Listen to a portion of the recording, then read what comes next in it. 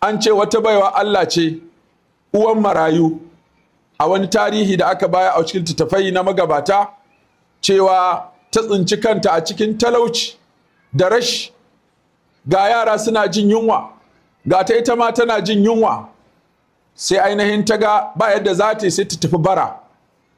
Ta tafi bara ta tarar da wani makeri mai kera abubuwan kira. Ta ce masa, bawan Allah, ni uwan marayu ce, ga 'ya'yana suna jin yunwa, ga ni ma ina jin yunwa, na zo ka taimaka min saboda Allah, ka ba mu abin da za mu ci, ka kyautata kamar yadda Allah ya kyautata ma. Sai ce, ai abu ne mai sauki, ke ma ki kyautata da abin da kika mallaka. Me kake nufi? Ya ce sai dai su je su yi alfasha, su yi baɗala kafin ya bata abincin da za ta ci ita da 'ya'yanta. Ta iya tunaninta cewa 'ya'yanta suna cikin tsananin yunwa, suna cikin tsananin bukata na abinci, don haka ta ce ta amince su je inda yake so a je.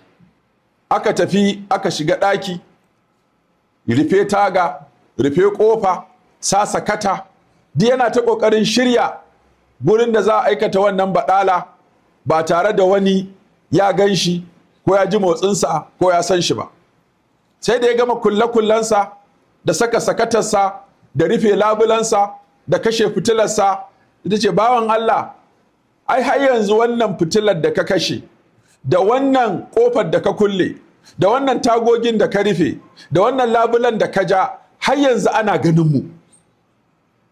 Gashi nan ana ganin mu. Ya waiwaya gabas, yamma, kudu, arewa, ya kalli sama, ya kalli ƙasa, ya lalle ya dugu-dugu, ya dudduba, ya ce, ke baiwa Allah, ba mai ganin mu. Ta ce, a gashi nan ana ganin mu ƙuru-ƙuru. To an ban da ke ba kowa a gun. Ta ce, to Allah fa, Allah yana ganin na, yana ganin ka, kuma ya ga abin da na zo na tambaye ka, kuma ya ga abin da ka ce, kuma yana kallon abin da za ka aikata. Yanzu gashi kana kukkulle wa mutane kofa kar su ganka, za ka iya kulle kofar da Allah ba zai ganka ba? Sai ya shiru, jikinsa ya mutu, saboda in kana da ragowar imani da an gaya ma Allah sai ka ji jikinka ya saki, imani ya dawo. Sai kawai ya buɗe ƙofar, ya buɗe tagogin, ya kunna fitilar, ya ƙirgo kuɗin, ya miƙa mata. Ya ce, baiwa Allah, kin tunatar da ni abin da na manta. An yi da gani yake in na kulle, na rurrufe, in dai jama'a ba sa gani na, to aini na riga na sha. Ta ce, a'a, ai Allah yana ganin ka. Wadda aka yi ce, to ga kuɗin na baki saboda Allah da kika ce yana gani na ga ya gani na baki ba tare da na aikata wani abin da bai dace ba. Ita kuma ta ɗaga wanda ce, ya Allah, bawan nan naka yadda ya ɗauki wannan kuɗi ya bani ba tare da wani abu mummuna ya faru ba, Allah ina roƙon ka tsare shi wuta duniya da lahira.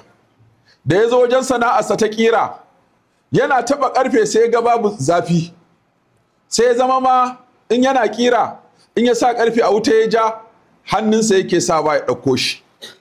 Jama'a suka tambaye shi, a sharu ka zama ne yanzu mun ga wuta ba ta ƙona ka?